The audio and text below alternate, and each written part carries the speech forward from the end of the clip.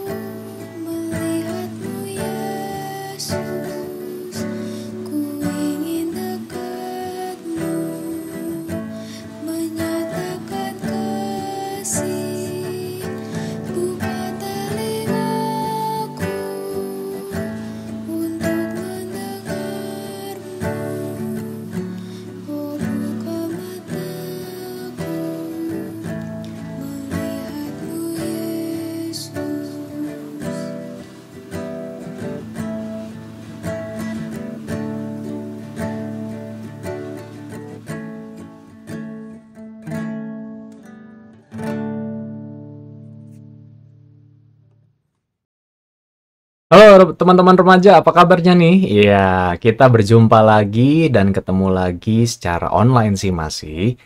Dan kita akan bersama-sama merenungkan firman Tuhan. Tema juga hari ini bersiap menjadi agen perubahan.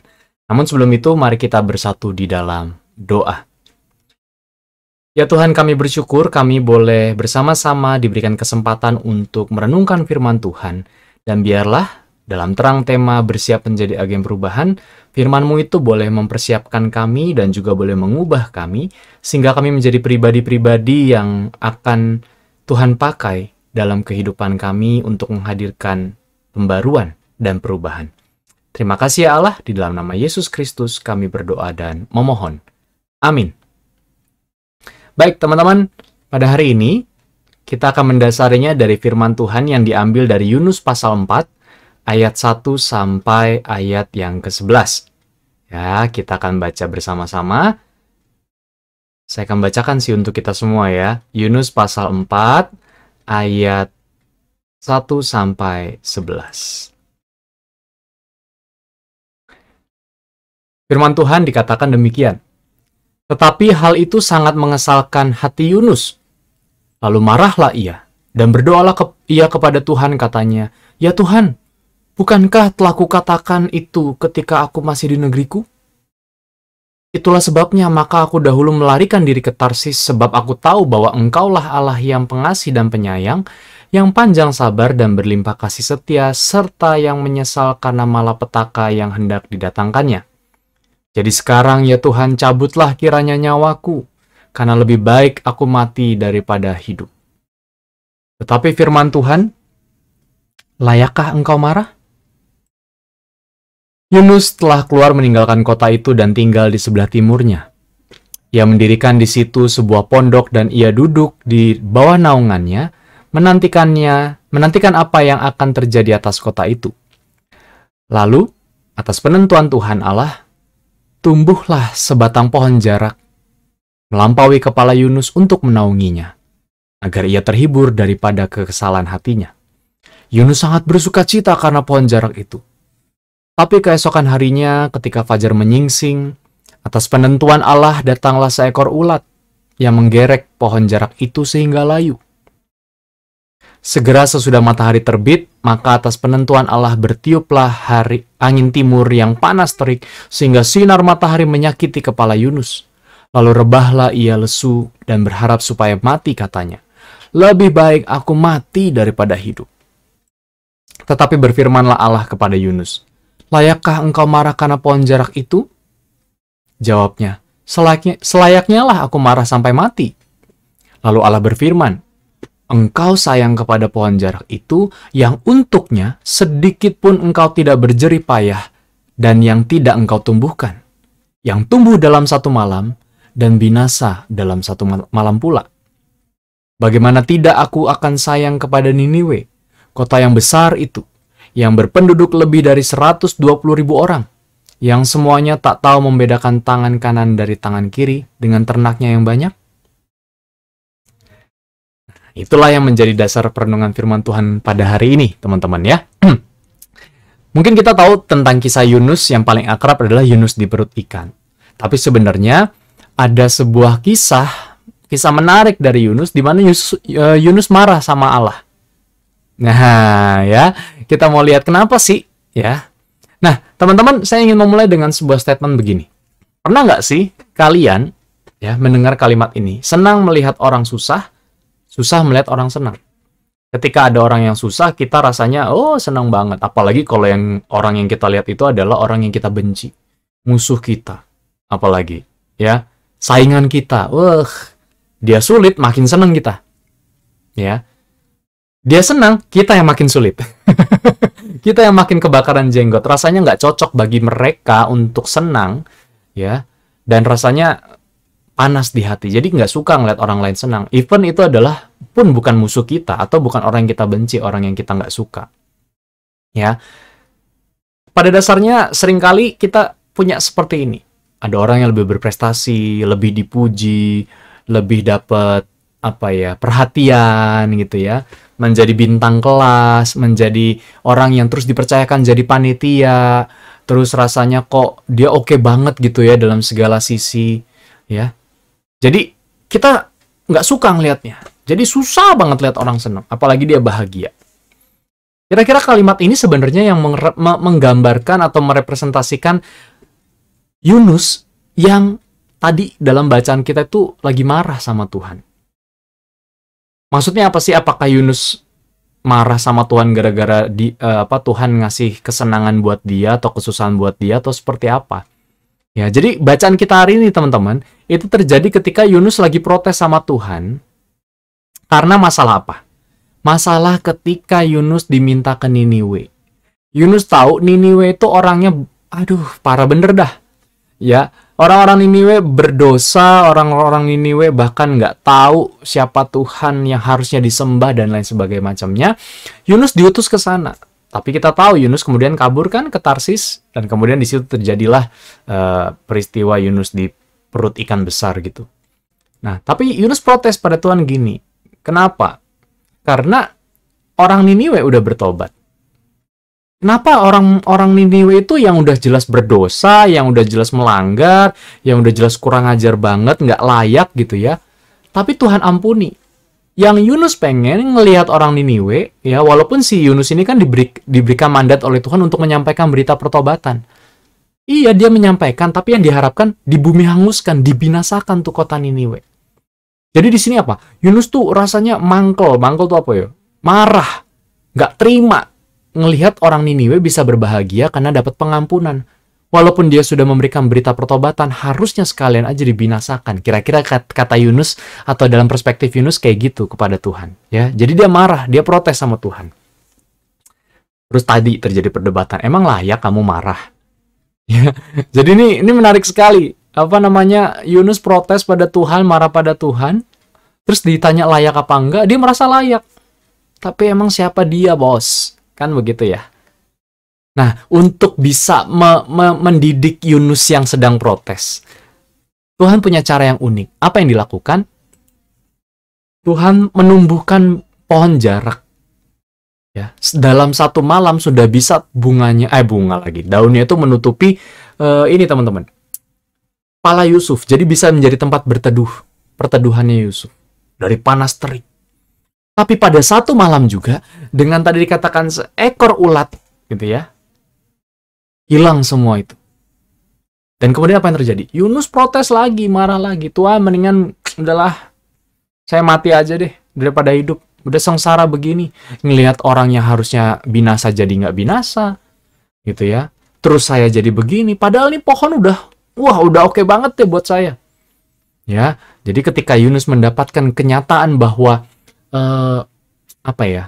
pohon yang dia cintai, pohon yang dia sukai tumbuh dari Tuhan itu menaungi dia dan kemudian hilang, dia protes pada Tuhan.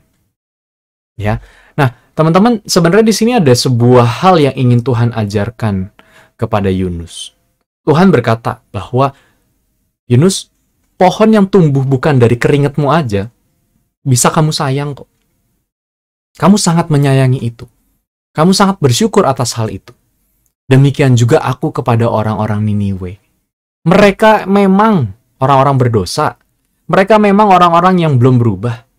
Tapi ketika mereka berubah, aku tetap sayang sama mereka. Kira-kira seperti itulah. Ya, jadi perbandingan antara Yunus yang mendapatkan pohon jarak yang bisa membuat dia berteduh dengan Allah yang begitu mengasihi ya orang Niniwe yang bertobat. Ya, dengan Yunus yang begitu sayang sama pohon jaraknya itu. Di sini sebenarnya Tuhan punya satu pesan buat Yunus. Dan tentu buat kita semua, teman-teman. Bahwa sebenarnya Tuhan menghendaki perubahan dalam diri Yunus selain pertobatan masyarakat Niniwe. Pertama, memang tujuan Yunus dipanggil adalah untuk pertobatan masyarakat Niniwe. Itu sudah tercapai. Tapi sebelum pertobatan, Yunus sendiri melawan. Yunus sendiri kabur. Ya, setelah bertobat, ya, jadi sebelum aja udah rebel gitu ya. Setelah bertobat, Yunus masih belum berubah. Ya, dia senang melihat orang susah, susah melihat orang senang. Nah, yang diminta oleh Tuhan adalah, Yunus, aku minta kamu juga berubah. Kamu menyerukan seruan pertobatan, sementara dirimu hatinya masih diliputi dengan kebencian, dengan sesuatu berharap bahwa orang lain mengalami yang buruk. Ini kan jadi repot nih, teman-teman. Ya, ini jadi sangat repot. Kenapa? Karena ternyata pertobatan yang disampaikan itu tidak dihidupi terlebih dahulu oleh Yunus. Tapi melainkan sungut-sungut, marah, protes. Ya, bahkan dengan kata-kata lebih baik aku mati Tuhan. Jadi nggak ada pengharapan, nggak ada motivasi yang baik dalam diri Yunus. Disinilah sebenarnya firman Tuhan ingin menegur kita, mengingatkan kita.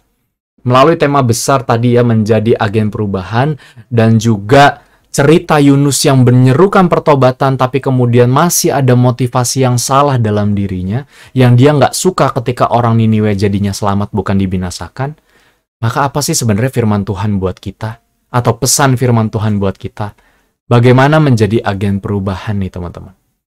Ya, yang pertama-tama dari firman Tuhan tadi mau mengingatkan kita pentingnya self-transformation dan juga character development. Apa sih self-transformation? Pokoknya ribet banget. Jadi teman-teman, percayalah bahwa ketika kita ingin mengubah segala sesuatunya, mengubah lingkungan sekitar kita, akan menjadi sulit, lambat, dan sia-sia kalau diri kita sendiri nggak berubah. Entah cara kita berpikir, cara kita bertutur kata, cara kita bertindak apalagi, ya. Kita pengen mengubah situasi, pengen mengubah sistem dan segala macamnya. Pengen mengubah orang lain, wow, ideal banget. Tapi diri kita nggak berubah, sama aja bohong. Ya, sama aja bohong. Kita pengen orang lain sembuh, kita yang minum obat, tapi kita nggak sembuh, kan susah. Iya kan? Betul nggak? Jadi perlu self-transformation, dimulai dari diri sendiri. Aku mulai dari diriku sendiri. Nggak bisa mengubah orang lain tanpa aku mengubah diriku dulu. Maksa orang lain berubah, sendirinya nggak mau berubah. Termasuk juga karakter development. Ya, ini bicara soal emosi, karakter, sifat. Kita pengen suasana lebih damai, tapi kita masih suka marah-marah. Kita pengen semuanya punya mental health yang baik. Tapi kita sendiri masih punya problem dengan insecure, punya problem dengan trust issue, ya, punya problem dengan lain-lainnya. Maka dari itu, karakter diri kita perlu dapat pengembangan, teman-teman. Itu yang diharapkan juga dari Tuhan pada Yunus, kan? Berubah dong. Jangan menganggap bahwa keburukan orang lain itu atau orang lain yang berlaku buruk harusnya mendapatkan ke sesuatu yang buruk. Dan ketika orang yang buruk itu mendapatkan sesuatu yang baik, itu salah. Ya, padahal Tuhan sendiri mengatakan apa? Dia, Niniwe itu juga aku sayang.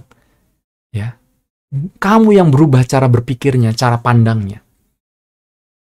Kadang-kadang ini yang menyesatkan, teman-teman. Ya, cara pandang kita yang salah terhadap orang lain, terhadap lingkungan, terhadap sekitar, itu justru tidak membawa perubahan apapun, tidak membawa dampak apapun. Tapi kalau kita tahu, kita sadar bahwa harus diubah, berubah dari diri sendiri, harus mengalami peningkatan. Ya, bukan hanya sekedar kognitif, afektif, tapi juga spiritual. Bagaimana kita tahu bahwa hidup kita ini adalah yang Tuhan anugerahkan. Diri kita itu dipercayakan banyak macam-macam kemampuan.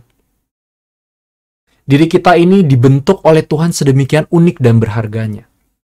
Tapi kita nggak mau mengasah itu. Kita nggak mau menghargai diri kita sendiri. Sama aja kita tidak menghargai Tuhan. Padahal Tuhan ingin sebelum kita mengubah dunia lah ya gitu ya, mengubah sekitar kita, mengubah situasi di sekitar kita, ubahlah diri kita dulu. Bahasa yang tadinya suka kata-kata kasar, coba pakai bahasa yang lebih apresiatif. Yang tadinya bahasanya lebih menekankan judgmental, menghakimi, menjelekan orang lain. Cobalah kita melihat bahwa orang lain itu juga baik, orang lain itu juga unik, ya, punya positifnya dan lain sebagainya. Jadi dimulai dari diri kita sendiri.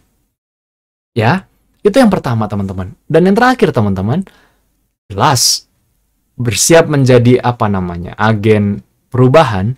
Tentu kita bersedia untuk melakukan kebiasaan atau aksi-aksi perubahan itu sendiri, teman-teman. Ya, nggak bisa. Kita udah berubah, self-transformation ataupun juga karakter development udah, sifat kita udah baik, tapi kebiasaan kita masih buruk. Saya udah nggak ngomong kotor, Kak, tapi saya masih telat.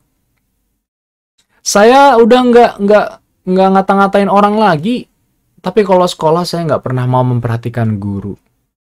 Saya Saya udah nggak nyuri lagi, udah nggak pukul orang lagi kok. Udah berubah nih saya nih. Tapi saya udah nggak mau sekolah lagi, nggak pernah masuk sekolah, nggak pernah, ya macam-macam lah.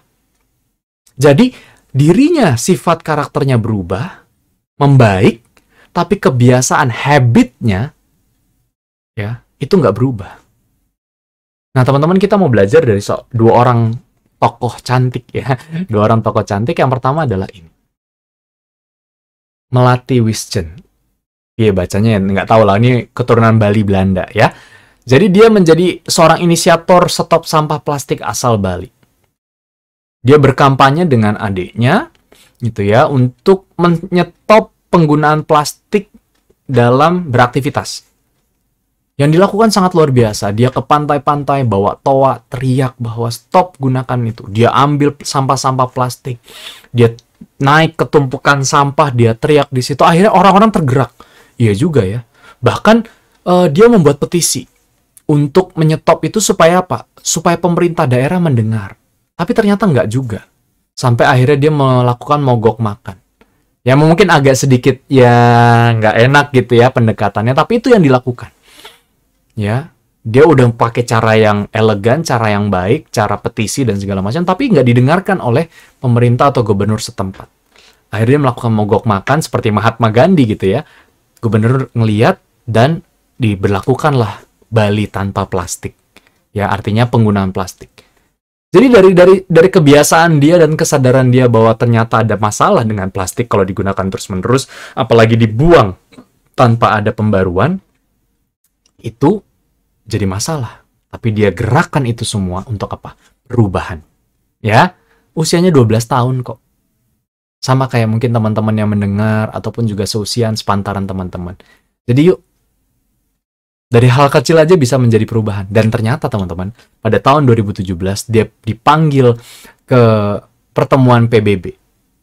Wah ya, jadi inilah agen perubahan. Nah, ada satu lagi tokoh perempuan yang cantik tentunya, terkenal, dan ketika di situasi COVID ini, sembari orang lain pada bilang COVID konspirasi, COVID inilah, itulah, dan segala macam mengeluh, dan juga menjelek-jelekan, mencari kesalahan, apa yang dilakukan? Dia membangun rumah sakit. Demi vaksinasi, demi perawatan bagi orang-orang yang terdampak. Siapakah dia? mantan saya. Oh salah ya, mantan saya lagi. Agnes Monica. Bikin klinik di rumah sakit lapangan. Ya, demi vaksinasi gratis. Ya, bahwa dia membuat rumah sakit, ya mendadak sih, rumah sakit dadakan di tengah COVID gini. Tapi yang dia lakukan apa? Supaya orang-orang bisa mendapatkan akses. Ini kan sebuah perubahan yang luar biasa. Di tengah orang-orang merasa bahwa vaksinasi ini adalah konspirasi dan segala macam, gitu ya. Dia melakukan sebuah tindakan untuk bisa orang berubah dan juga mendapatkan akses mengalami perubahan itu sendiri. Sehingga apa? Mendukung herd immunity ketika kita melawan COVID. Ya, jadi teman-teman ini 2 contoh saja. Mungkin spektakuler, iya. Tapi saya yakin teman-teman dari kebiasaan atau aksi-aksi setiap harinya itu justru bisa menimbulkan perubahan-perubahan yang besar. Setidaknya untuk keluarga kita, setidaknya untuk masa depan kita, untuk relasi dalam studi kita, bersama Bapak Ibu Guru, dan juga hal-hal lainnya. Jadi berubah jangan tunggu situasi berubah, jangan tunggu orang lain berubah, dimulai dari diri kita sendiri. Kenapa? Tuhan mempersiapkan saya, Tuhan mempersiapkan kita, Tuhan mempersiapkan teman-teman untuk menjadi pembawa-pembawa berita Tuhan lewat perkataan, perbuatan, pikiran, komunikasi, relasi kita dengan yang lain, agar dunia ini mengalami pembaruan dan perubahan yang lebih baik lagi. Selamat bersiap, dan tentunya bersiap menjadi agen perubahan. Tuhan memberkati kita. Amin. Nah, teman-teman, dari firman yang sudah disampaikan Pak ABS, apa nih yang bisa kita dapat? Hayo, pada dengerin gak? Kalau dari aku sendiri, yang bisa aku dapat adalah yang pertama, kita harus bisa merubah diri kita terlebih dahulu, baru kita bisa merubah orang lain. Karena apa yang kita sampaikan gak akan bisa menjadi berkat bagi orang lain jika kita tidak menghidupinya dalam kehidupan sehari-hari. Jika kita gak melakukannya terlebih dahulu. Dan menjadi agen perubahan itu gak harus selalu melakukan hal yang besar seperti tadi contoh yang sudah dibilang Pak ABS, artis Agnes Mo atau melatih Witsen.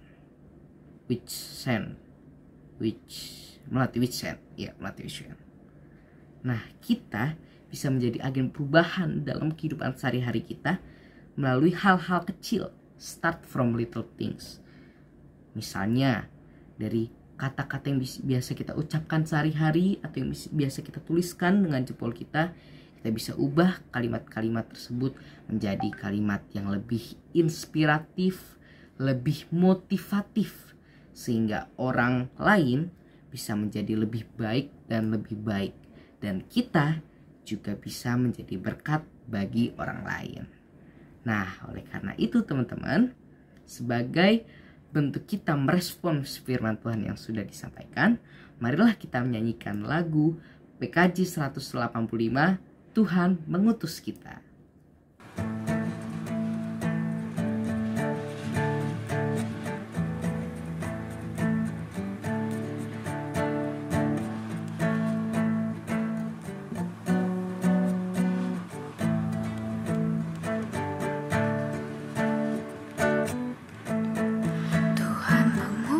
Kita ke dalam dunia, bawa pelita kepada yang gelap, meski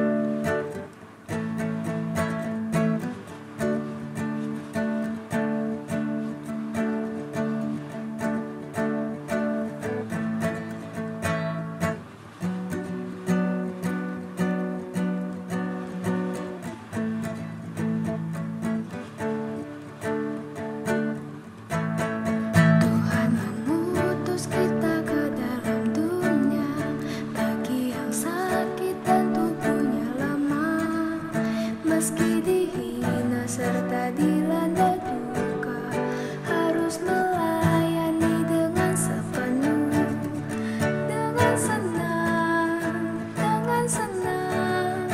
Marilah kita melayani umatnya dengan senang, dengan senang. Berarti kita memuliakan namanya.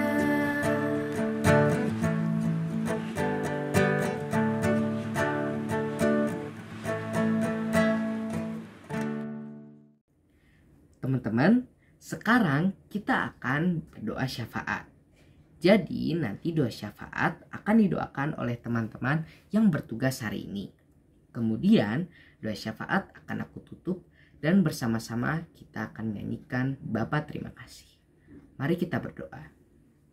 Teman-teman, mari kita berdoa. Ya Tuhan, lindungilah daerah-daerah yang masih meningkat kasus COVID-19-nya agar segera membaik, dan lindungi juga para medis untuk mengobati pasiennya dengan baik. Di dalam nama Bapa, Putra, dan Roh Kudus, haleluya, amin. Kami juga mau berdoa untuk KPI Jemaat IKN Bintaro Utama maupun badan pelayanannya agar selalu tetap semangat dan sukacita dan selalu bersyukur dalam memuji nama-Mu ya Tuhan.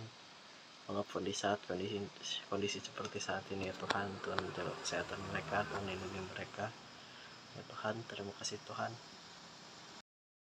Kami juga mau berdoa untuk orang-orang yang sedang sakit, terutama untuk mereka yang terkena COVID-19. Biarlah Tuhan menyembuhkan mereka dan menolong orang-orang yang terdampak ekonominya agar bisa melakukan aktivitasnya kembali seperti sedia kala. Terima kasih Tuhan. Tuhan, saat ini kami juga ingin berdoa untuk anak-anak-Mu, teman-teman kami yang masih bersekolah Tuhan, baik yang masih SMP, SMA maupun yang sudah berkuliah Tuhan.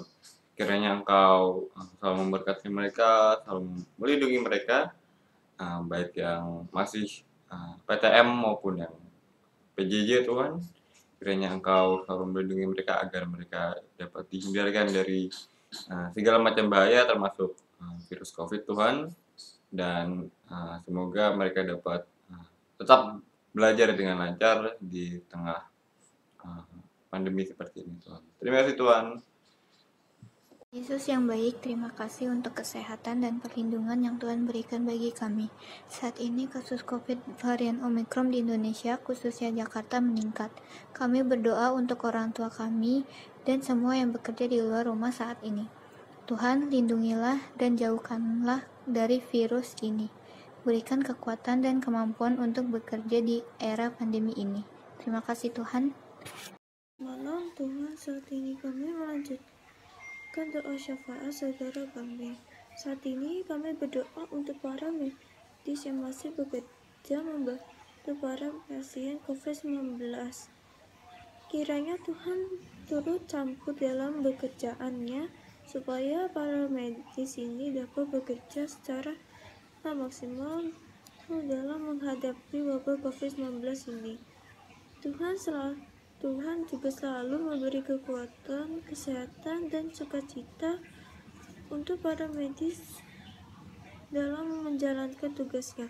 Terima kasih ya Tuhan. Ya Tuhan, saat ini kami juga ingin berdoa untuk kegiatan-kegiatan remaja Bintama. Kiranya Engkau berkati, Engkau sertai, Engkau lancarkan setiap kegiatan-kegiatan remaja Bintama agar bisa berjalan dengan baik. Terima kasih ya Tuhan. Tuhan, inilah doa-doa hamba-Mu ya Tuhan. Kiranya Engkau mendengar doa-doa kami dan mengabulkan doa kami ya Tuhan. Hanya dalam nama-Mu saja kami berdoa. Amin.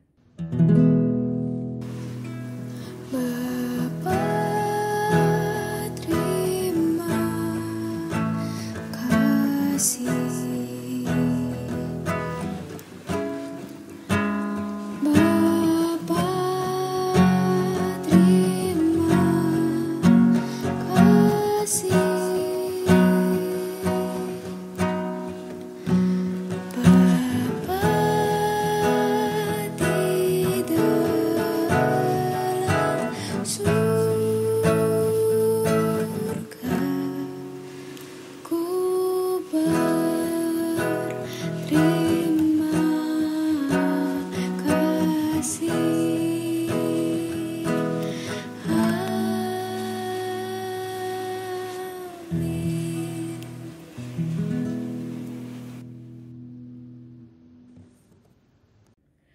Terima kasih untuk teman-teman yang sudah mengikuti persekutuan online remaja ini dari awal sampai akhir.